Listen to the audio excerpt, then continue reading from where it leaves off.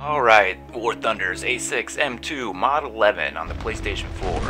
Why do I choose this plane? Why do I like it? What are its downsides? What are its perks? Obviously, just like any Japanese plane, a downside to this thing is it catches on fire, but apparently so do P-39s. But look at this. Here's how you saved that guy, and I get the bonus T-bag. Watch this.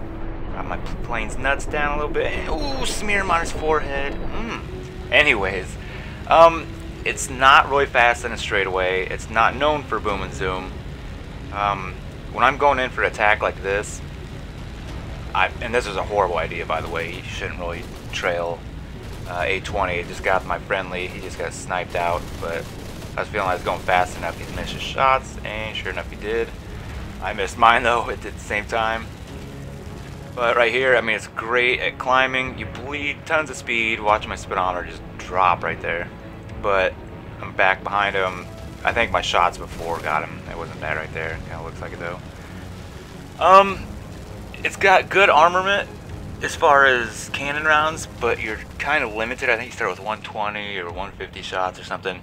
So if you haven't learned this trick on PlayStation, you want to go into your settings and separate your small caliber and large caliber. So you start pecking away with your small, and then once you feel like you're bearing a lot of those shots, then hit the other button you assigned for your large caliber.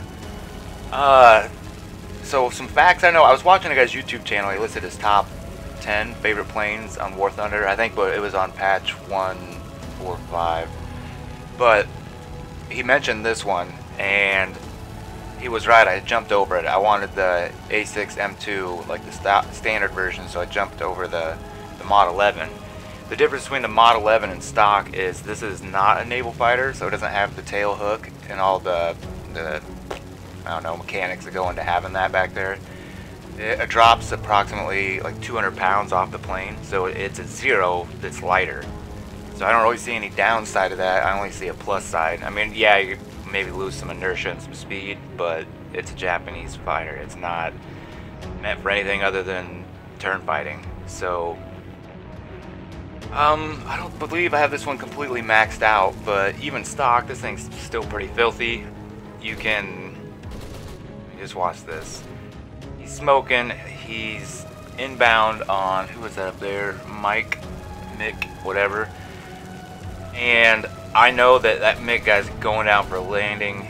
This guy's going to try and pounce on him. You can see this starting to unfold in front of me. I'm like, oh my gosh, I got to land this. So I lined up a couple machine gun shots, and then I was like, I got to make this count. Boom, cannon round, one shot. Nailed him. Makes his flying a lot harder. And now look how easy it is to line this thing back up on target. Again, saved him. He did end up living. I look over my shoulder and I just check. Yep.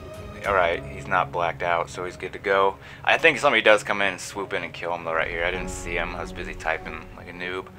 Should have kept my focus on him.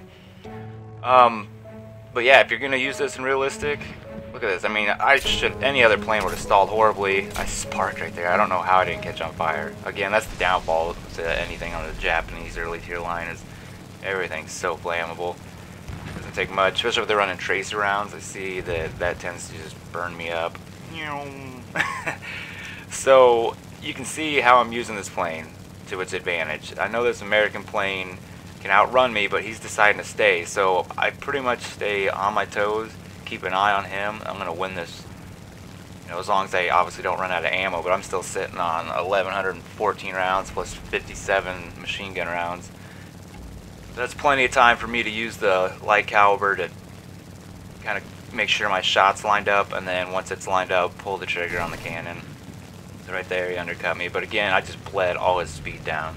So at slow speeds, I'm gonna definitely wreck this guy. I mean, look at this. He was angled to where most planes, I would have a hard time getting back on target, and boom, I'm behind him. He's done. Like, he's nothing he can do to get away from me now. He could, if he was smart, he could probably cut his throttle, but even then, he's just slowing down the process of me murdering him. Yeah, I'm just on his tail. He's not. I don't have to worry about him getting behind me. But I noticed on the mini, I believe there's some friendlies coming in.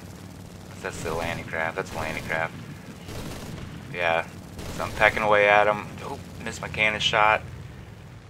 It's all about just lining up and using that small caliper to tell you you're on target, and then you just pop the trigger. Ooh, I could have popped his wing if I would have dug hard there. Yeah, that landing craft's starting to annoy me right here. But yeah, he went down. I'm not even sure how I killed him. I don't feel like I critted him by any means, so I don't know if he just gave up and crashed or just made a bad move. So at this point, I scan the skies and notice that it is time to land. I know they still have one more enemy left, maybe two. I think I'll check here in a second. But yeah, so I go in for my landing, blah blah blah, we lose. But still, it was fun. The plane's pretty easy to use, and I recommend you check it out. Thanks for watching. Bye-bye.